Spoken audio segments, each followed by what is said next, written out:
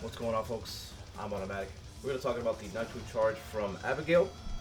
Now, you have a lot of options off of this charge itself. You have the grab, you have a punch, and you have a move that sort of is projectile. It has some ways to get around projectiles, but it's also airborne in certain states. And we're going to talk about how these moves work together and make your opponent choose ways to defend themselves against it. Now, I want to first point out what you shouldn't really do. Now I have to remember which one I have programmed for grab.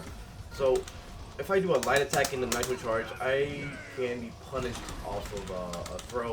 I won't even get to my armor state. I won't even be able to do like even like the standing short. Not really much I can do off the Nitro charge from here. But if I use a heavier attack or an attack that's spaced out to where their throw will whiff and then I can grab them, it's not so bad as you saw earlier when I did the what's this, vroom? If they try to throw immediately, it's just gonna, it would punish me if I'm up close from here, right? But I'm just too far away. If they throw immediately, they have to wait a little bit. So the same thing applies for like a heavier attack, such as Abby Blaster, right? Or maybe even the Crushing Fierce, if they're trying to throw me. But the other thing to take note of is the 3-frame reversals. Now, your Nitro charge itself does have armor. So if you do something like this, you can then grab them out of their 3-frame move.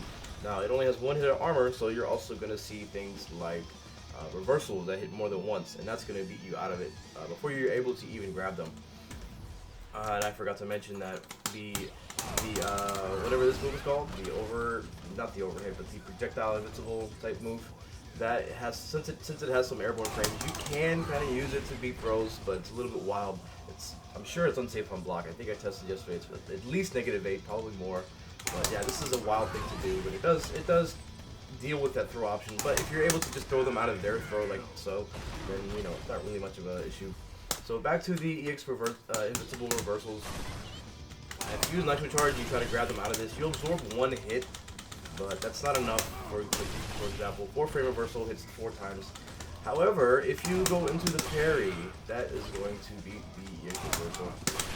And off of that, you want to do, I recommend doing the giant flip. For now, I think this is the best thing to do because it does decent damage, and more importantly, it gives you a really good knockdown that you can work with both the normal and back recovery. So yeah, but if you do against, let's see what happens if he does a 3-frame, right? If I do this, and then I parry, that works just as well, and you get a ground parry. Again, parries are good because they give you V-trigger bar, which also leads to the 2-bar V-trigger that he has.